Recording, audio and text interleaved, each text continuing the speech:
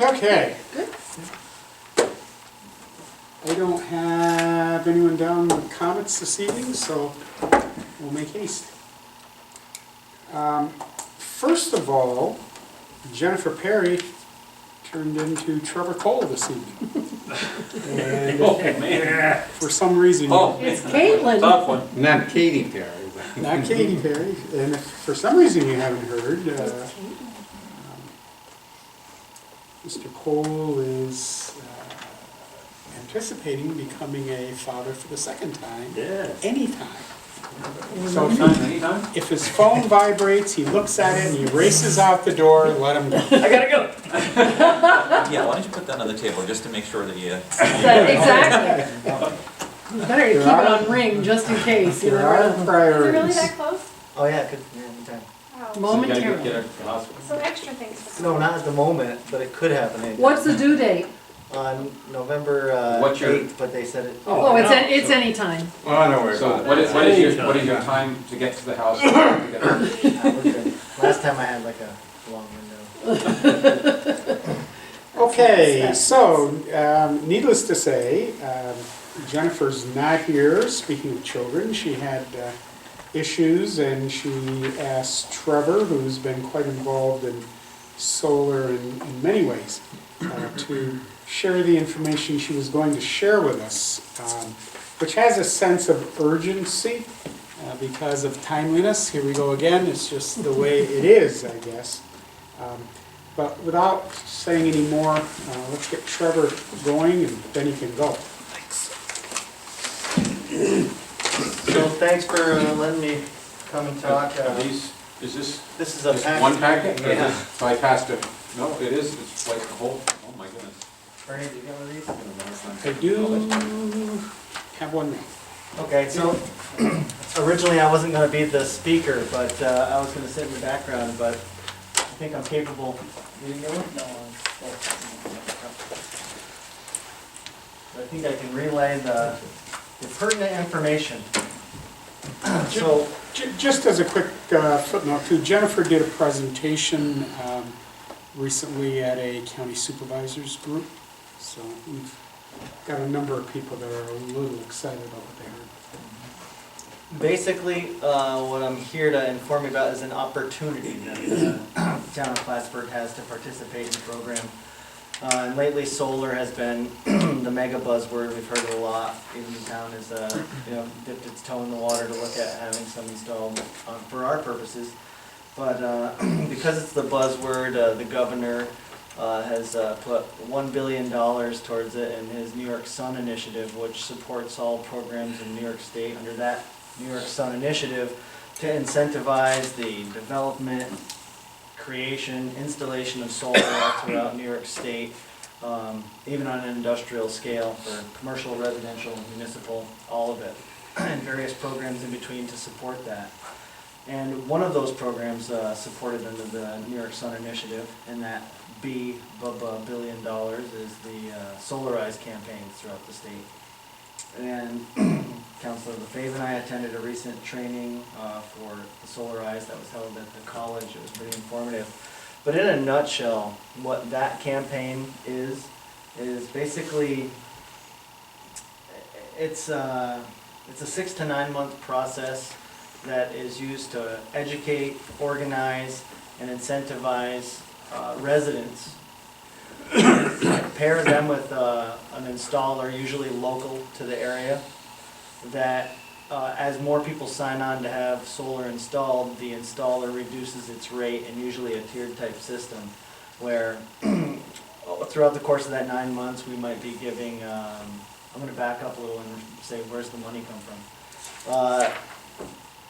At that training, Meg and I met up with Jennifer Perry, who's from ANCA, Adirondack North Country Association, and she kind of tapped on our shoulder and said, hey, we'd be interested in working with you for one of these programs. We just did one in the Tri-Lakes area of Lake Placid, Tupper Lake, Saranac Lake, and that included Canton and Aquasaucing as well, where they ran a really successful campaign and had 80 installations and reduced the cost to the residents, the private residents who had it installed, by 40%.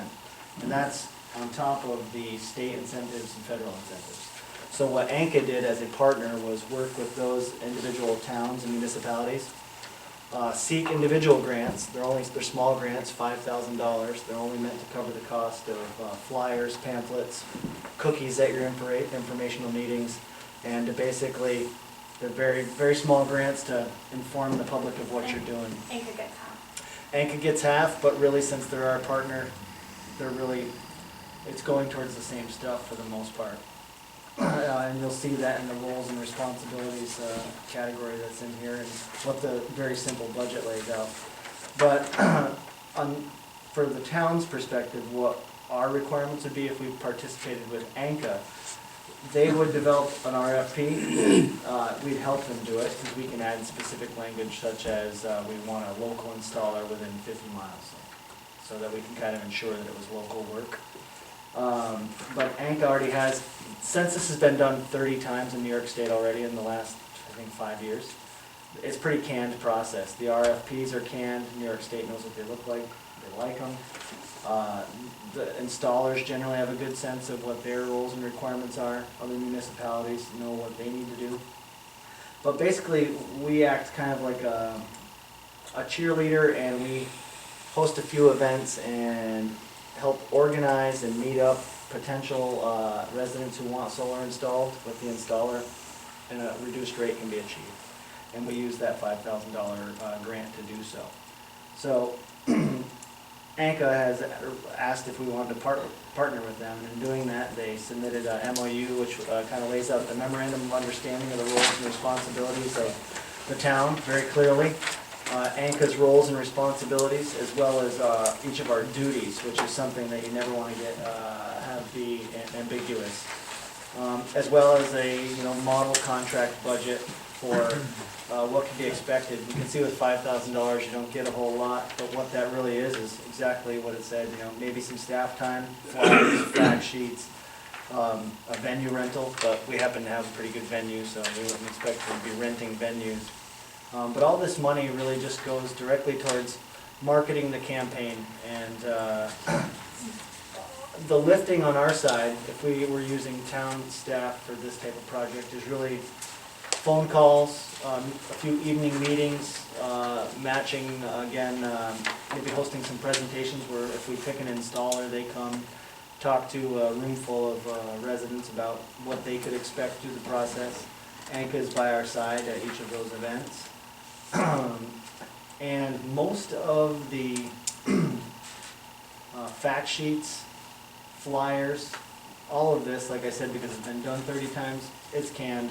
It's not someone here at the town, or even ANCA at this point, using a publisher to create flyers. They're pretty much, Meg has one right there. A lot of these things, so many people have done it, you can almost put your own name on it and have a solarized Plattsburgh campaign. ANCA is actually looking at widening the net to potentially doing a solarize the Adirondack coast.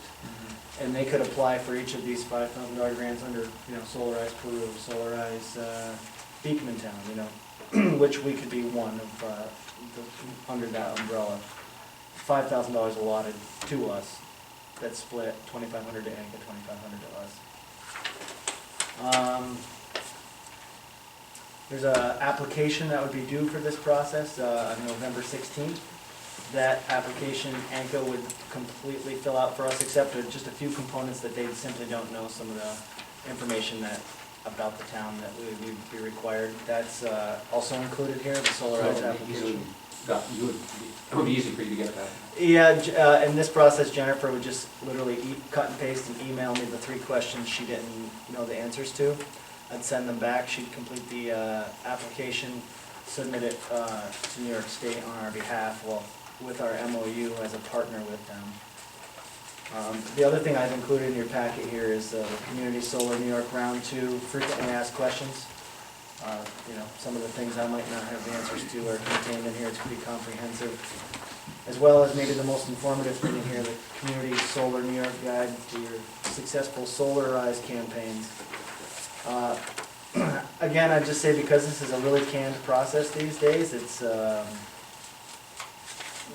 most of the work has been done by others in the past, and you kind of get on board and put your own name under it. But that isn't to say that there isn't, a staff component required to administrate it.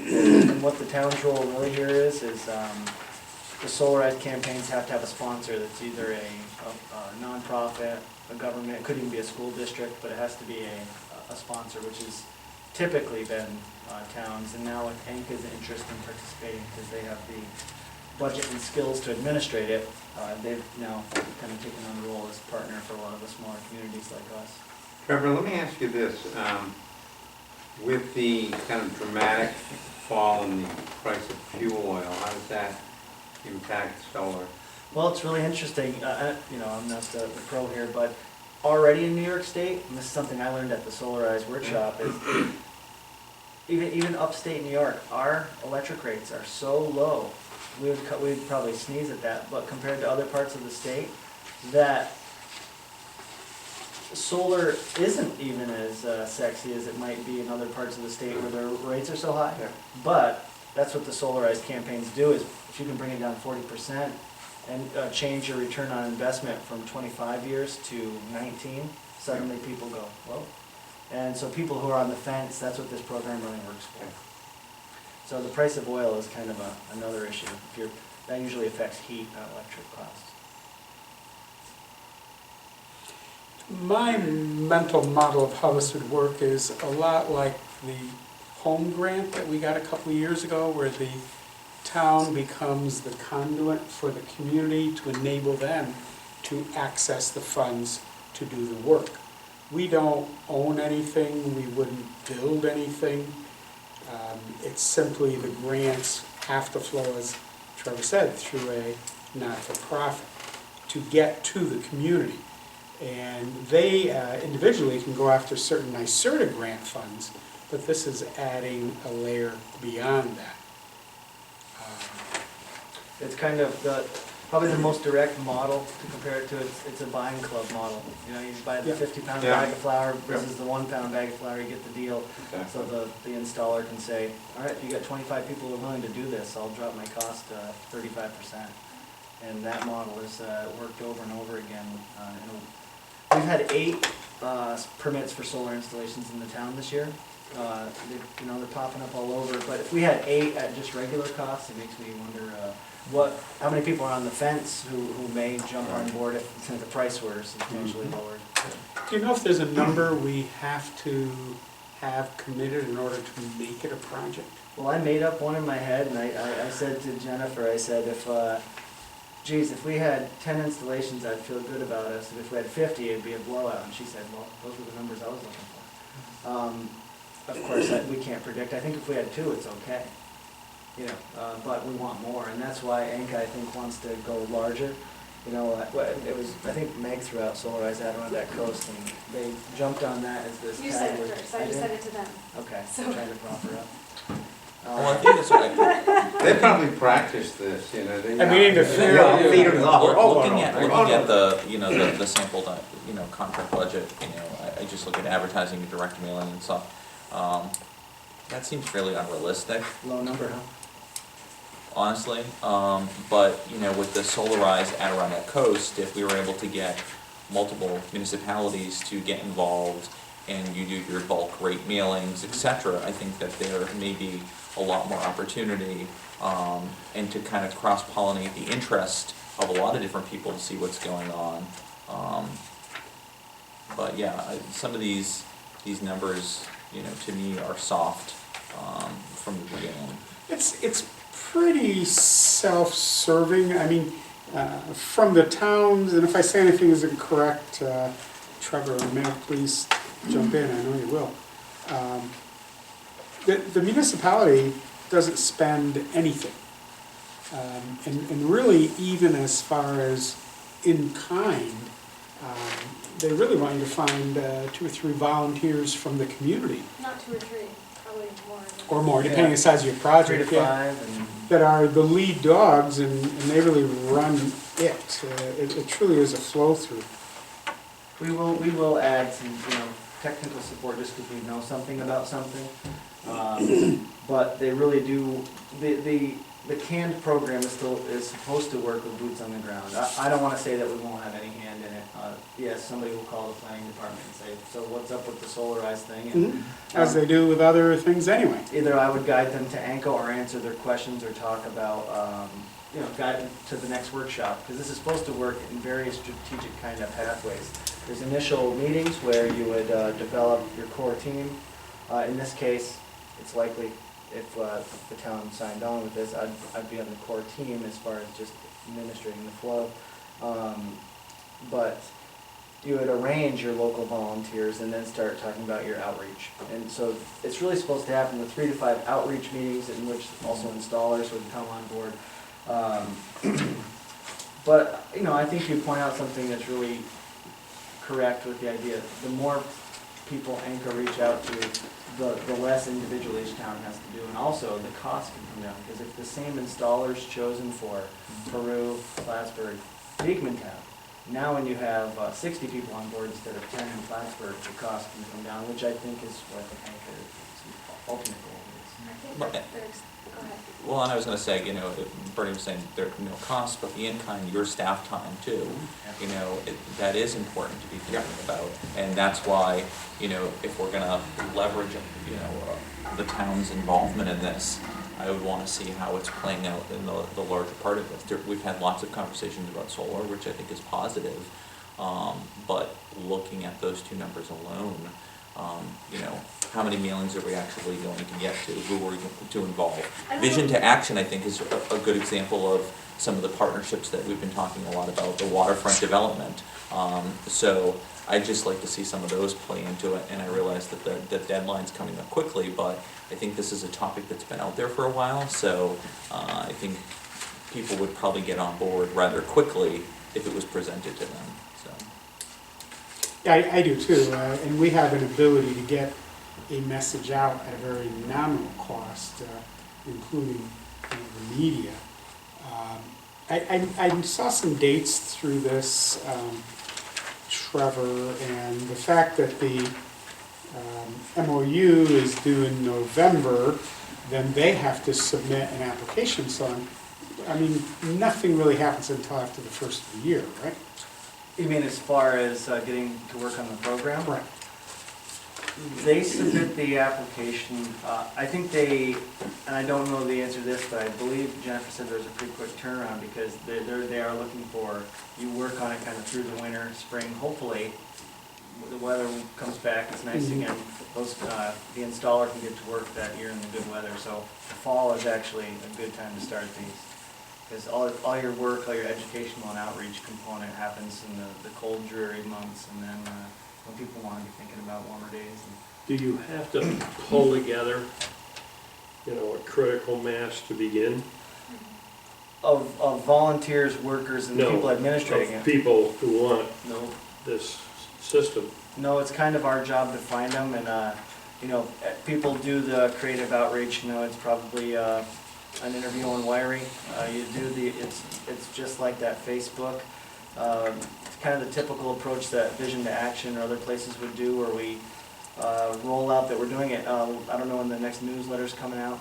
It's the type of thing you get into that, and you really try to reach as many people as possible from whatever means you can, and letting them know that the town is participating in this basically bulk buying program. We're the sponsor, and you can hop on board if you're interested. And then we lay out 3 to 5 informational meetings. Some of them, you may have an installer here literally with a panel sitting in front of the room, and they talk you through what they do and how they work, and slide presentations. And if the weather's nice, sometimes they'll even do house tours. So we get everyone to go over to Jerry Renadette's house and look at the solar panels. Of the permits we've Maybe we'll had, tell them we're coming. Maybe. have they been roof mount or pedestal? They can be either. There isn't any preference under this, so nothing in this really guides that. At this point, and we wouldn't make that recommendation. And again, I think your word is where the conduit is good. After we're helping educate people and being cheerleaders for the program, the installer at that point, once they sign the contract with an installer, we may still help administrate some of the requirements for NYSERDA, but after that, it's the installer and the applicant. that's their relationship after that. We just helped put together the program. It's kinda, you know, we're the school, they're the teacher and student, and Just wouldn't have, there isn't a part of the programs that they're presenting that would be for a shared one where, you know, you have a large piece of land, people buy into it, Well- co-op type of way.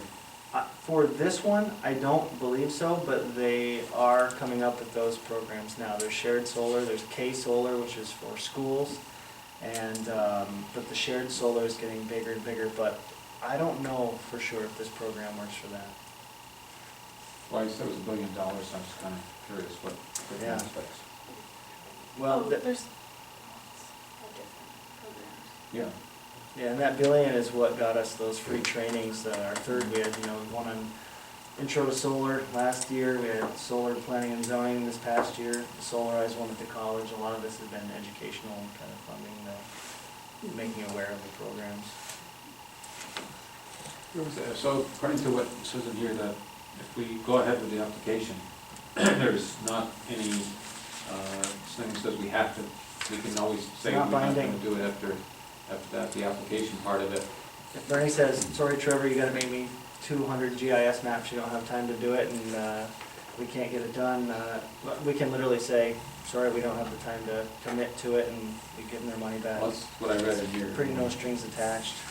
I mean, we'd hope we'd run it and have a successful program, but if we find we can't do it, we can't do it. Like I said, my take on it, you know, I didn't quite know what to think about it at first, but from my view of it, it's kind of an opportunity to allow people who are on the fence, kind of incentivizes them to go solar if they weren't sure they wanted to. But yeah, there'll be an administrative component in pure honesty here at the town. I'll have to put a little effort into it, but I think it's fairly canned. It's nothing I would want to get too involved in if I thought I had too much to do outside of my So the regular general job. presentation is canned, and we're bringing it down by bulk. Will the anchor, will they be able to help to inform the people as to what other monies come back from NYSERDA? Yeah, Jennifer Perry, she's the real kind of professional on the topic, and I noticed her master's degree is in master's degree in sustainability. So she's kind of the one to go to about the ins and outs of the individual program. That's what she does at ANCA, is she's pretty much just taken on Solarize and a lot of the, you know, alternative energy programs there, but she'd be the one to answer the other questions. But all of these incentives are done at the end of 2016. Yeah, So if we're gonna do something, now's the time to do it. basically. that's a good point. This is like round two, and they're not sure if there'll be more of this. And most of the incentives for solar are done at the end of 2016 because the price of the actual panels and infrastructure is coming down so much, and I guess the governor feels he's doing such a great job educating people and bringing down the soft costs that they're getting rid of a lot of those incentives. But the cost of a solar panel has been split in half in the last 5 years. So, I mean, it's, the hard costs have come down, but now it's what they call the soft costs that are keeping the price up. Why did panels come down 50% in 5 years? Well, they've gotten really, really good at making them well, and Just manufacturing more of them and I just bought better 3 tech. new ones, and I can tell you, when I looked at them in the end of 2014, a 250 watt panel, you know, was $400. Then all of a sudden you couldn't find 250 watt panels, all they made was 275 watt panels. And I thought, what's going on here? And then it was like $300. And then all you could find was 285 watt panels by 2015, and they were $298. And I thought, what's going on here? And I finally talked to some of the people who make these at Solar World, which are made in the USA and Germany, and they're just getting that good at making them. And so they make them, More they're making them production. better, Yeah. and their efficiency is great, so each panel actually has a higher wattage, and they're making more of them and cheaper. Low cost. So it's interesting, you can't even get the lower wattage ones because they're getting so much better at getting the crystals tighter and just better. Have you had any panels personally that became obsolete, dysfunctional, weren't effective? The panels I just replaced, I didn't replace them because they weren't effective. I had 8 Kyocera panels, 50 watts, very small system. They were all putting out just below max amperage at 30 years. They were 1991 was the date of manufacture. But I went with 3 new panels, which replaced my entire 8-panel system and doubled the wattage. So that's for a fraction of the cost, you know. In 1991, I didn't buy them, but they were about $400 each for 8 of them. I got 3 for $250 each. But I don't So it think was that's, like, and doubled the wattage Wow. of the system. And so that's just a general scope, and that's my rinky-dink little small solar system. I mean, so when you put 30 of these on your roof, it's, you know, the price difference is astronomical. but I don't think that's a concern like at all across the board, defective panels. They're pretty, They're so, it's that, like no moving parts. They just do a job. I'd rather have a defective panel on my property than a defective windmill. Well, I think you have a greater chance of having it defective with it, for sure. and they run these things generally in, they run them in series generally, a lot of times, depends on the installation. So if one's bad, you know, it's not, you replace one. Yeah. And then generally, they don't go bad. It's a pretty rare thing. Usually it's some type of catastrophic damage. Have yours been on the roof? I do ground mount because we live in the North Country, and I think sweeping them off is a pretty beneficial thing. In the winter, you get that sleet that sticks to them, and then snows after. You're not going to make electricity for a month after that if you don't sweep them off. I think one of the other things that's important with this, I mean, there's the whole issue of solar and clean renewable energy, et cetera. The whole issue of I mean, I'm always, and I think Trevor knows, pretty sensitive to the extras because you're lean and mean now to do the day-to-day things. But what we do is serve the public. If it's serving them to help get resources for solar, serving them to help get their planning through so they can build a new garage, whatever it is, that's what we do. And we do get calls over some of the craziest things you ever heard of. I mean, I get calls, and people know they don't live in the town, but they just want help.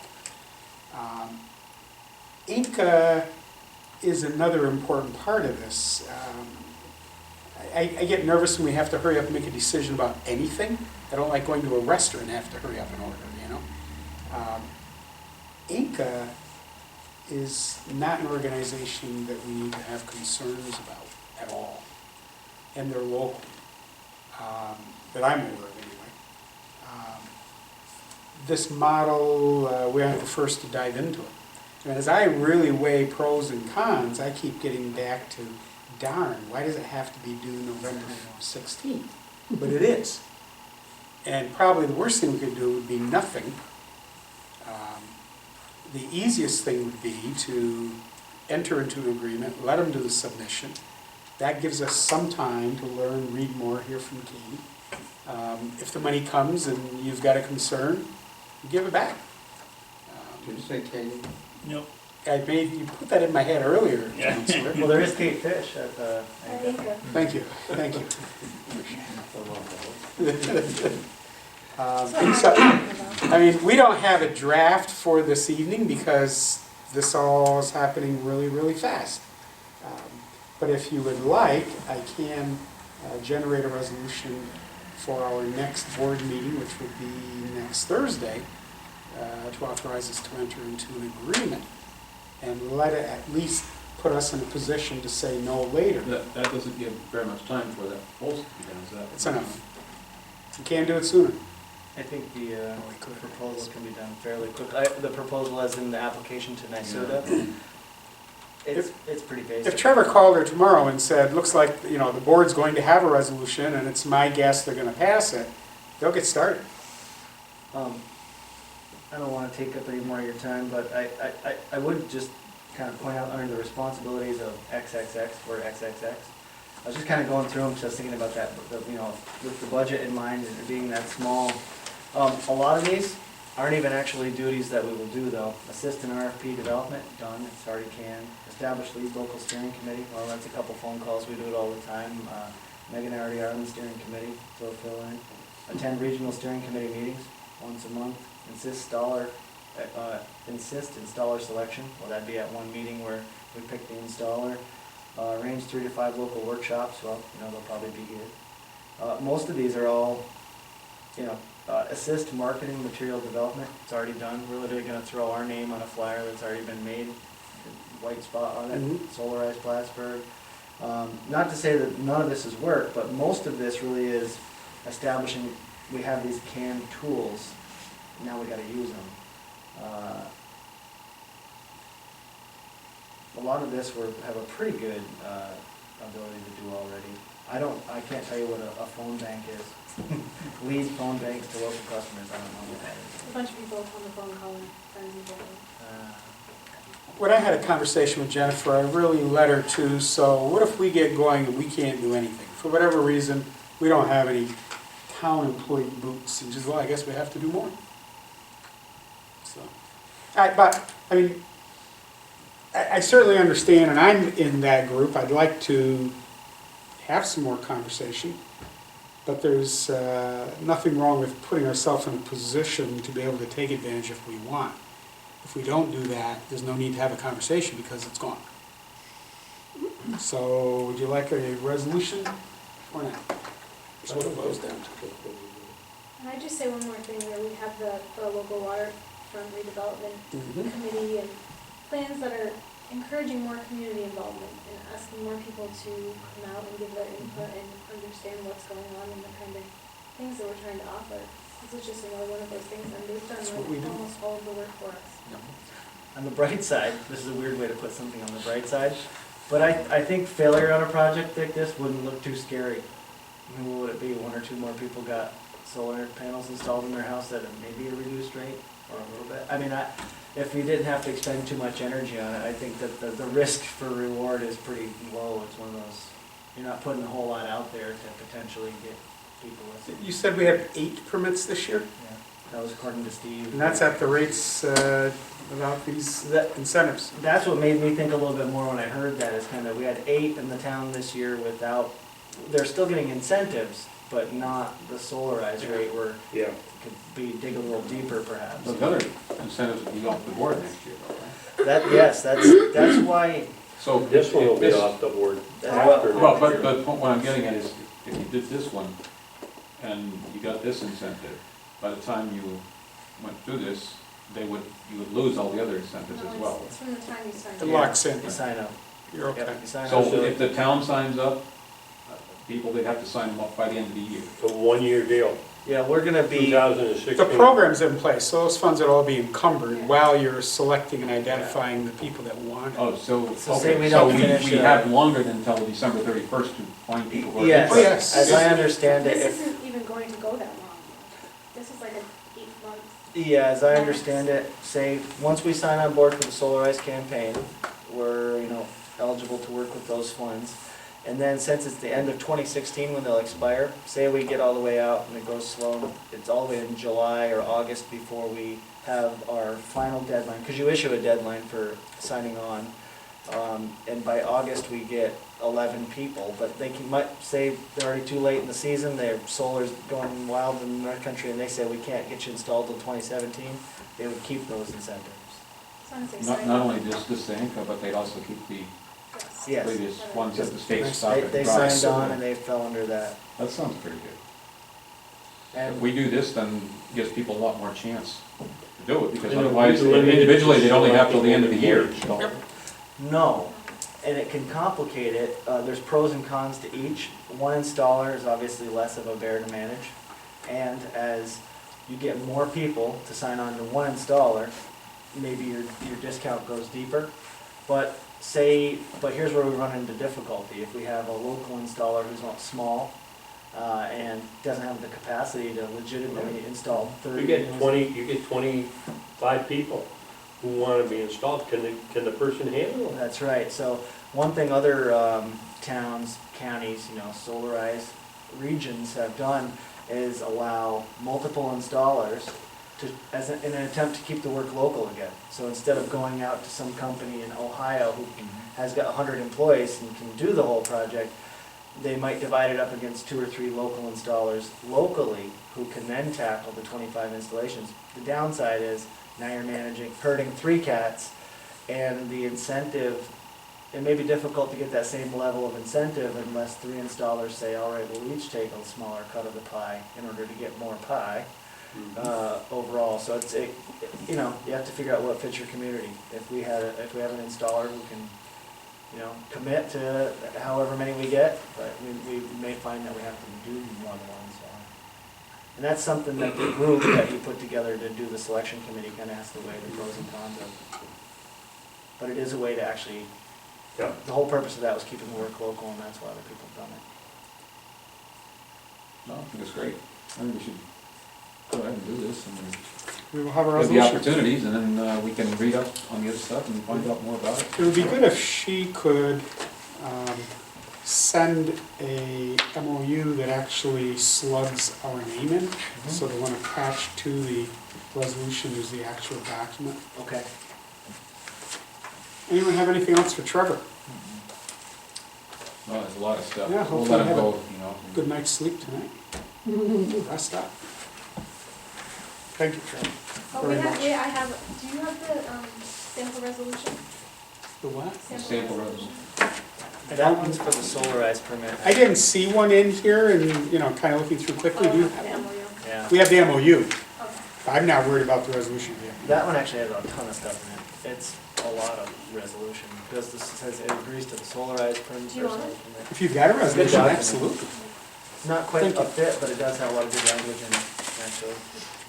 I could probably take some of that language, because it Good. talks about support of solar. Thanks for your time. Thank Thank you. you so Thank much. you. Sarah. Thank you. Take care, good luck, Dad. Thank you. Now I'm done. Have a good night. Night, drive safe. I will. Number 2 on the list, mineral rights. I believe you got some information. What I gave you is an announcement for a meeting that was given to me, which will be next Thursday at the American Legion, post 1618 Wilson Road.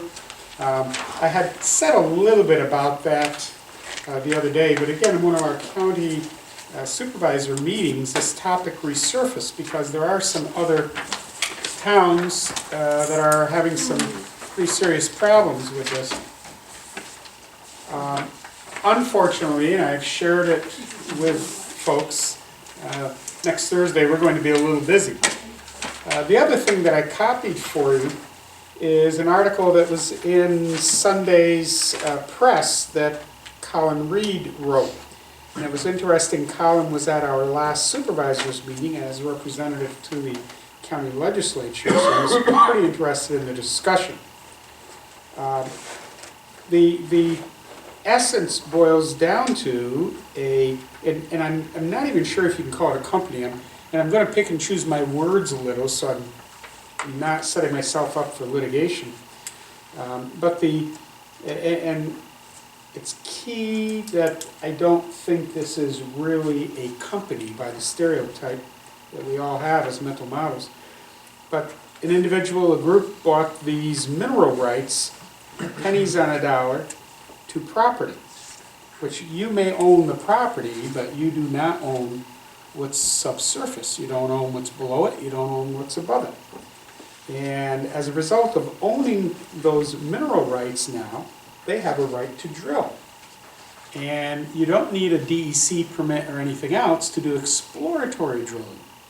So what they've done, and it's been happening in our neighborhood, not in the town of Plattsburgh that I'm aware of, but they are communicating with homeowners, letting them know that if they don't pay them $5,000 to buy back these rights, they're going into your backyard and your front yard and they're starting to drill. And some people have paid. I know that's happened in the town of Black Brook, and I'm pretty sure it's happened in some others. There seems to be, and it's like a lot of the scams that take place. I mean, do they legally own those mineral rights? It would appear that's correct. I believe there's a judge in Malone who recently ruled in the favor of the people who own these mineral rights.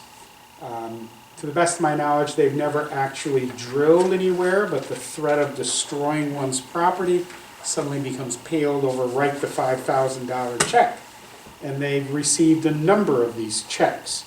As you'll see in Colin's article, he's saying you just need to say no, call their bluff. There's a lot of concern. The meeting will have some attorneys there to offer some information. We may be asked at some point to participate in home rule, local law and ordinance that will not allow that to happen, or as Colin is suggesting, we might just now have a new mineral tax, that if you pull something out, we're gonna nail you with a tax that will make it less desirable. There doesn't seem to be any rationale that these people actually want to mine. They just want to sell you back those rights that they bought for pennies for $5 grand. Those rights go back historically to a time when Black Brook had iron ore and people mined it. And so other people sold mineral rights. It's terrible. Talk about the fleecing of America. I just wanted to make everybody aware of that. Don't know if you've heard anything, and I will keep you tuned in to what's going on. It's, Well, it might be something that we could pass an ordinance on. We've been it may concerned well about be. the dumping of some of the waste products That's an from interesting question, Councilor. drilling and stuff here. Can we pass an ordinance? I don't- Can we pass an No, I ordinance? don't think so. You can pass They a have- tax on it, though, I think. Well, they're never taken out anyways. What you have is somebody sold the mineral rights, and whoever they sold the mineral rights to does, I think information's the easiest way to receive things. It's, but, I mean, theoretically, if I have a right to drill on your property, I got a right to drill on your property. Now, if he wants to come in and drill, okay, like you said, you can get into a, you know, situation where two people are gonna try to stare each other down. Who blinks? Yep. I think the driller You would want. can't Especially when drill, you're back in a 38. you know, for iron ore in Black Brook today economically, No, okay? no. People just, they shouldn't be paying this money. They're paying extortion, and it's sad. It's preying on emotion and fear. But, and you know, that's a big part of my making sure you have Colin's article and some information. If someone does say something, you just gotta tell them, don't write those checks. It's okay, don't write the check. Anyway, that's really all I have of that. That hasn't gone away yet, and they do continue to get money. Their rights have been protected by a judge, but they've never drilled. We go down then to resolutions. We do have the minutes. Let me know if you see anything there. Resolution 213. We need to respond so we can pull some CHIP funds back that have been excluding the Bolus Road, which is a road with residents that we do maintain. And everyone should have 213. If you do, Rick, I would ask you to read that so we can get it on the table. Map correction request for town roads. Whereas New York State Department of Transportation and the Town of Plattsburgh Highway Superintendent have reviewed town roads and town road mileage in the Town of Plattsburgh. Whereas as indicated in the attached letter from the Highway Superintendent James Wood and documentation from the state DOT to update number of road mileage in the Town of Plattsburgh for Consolidated Highway Improvement Program funding, CHIPS. It was discovered that the Bullis Road was inadvertently left off the town road list and needs to be added. And whereas the Bullis Road will add 0.26 miles of town road to the map, that will be increase the amount of state funding from the Consolidated Highway Improvement Program funding. Therefore be resolved and acknowledged that the Bullis Road is a road in the Town of Plattsburgh and is maintained by the Town Highway Department. And be further resolved that this resolution with the amended map be sent to state DOT, further records and calculations for the CHIP funding. And it be further resolved that a copy of this resolution be given to the Highway Superintendent and the Town Clerk for filing. I have a motion. So moved. Second. Mr. Wood, second, Mr. Cashman. Any discussion? All right, roll call. Thomas Wood, Yes. Martin Mannix, Yes. Michael Cashman, Yes. Mike LaFave, Yes. Bernie Bassett. Yes, resolution carries. Next is a draft, and that is it for this evening.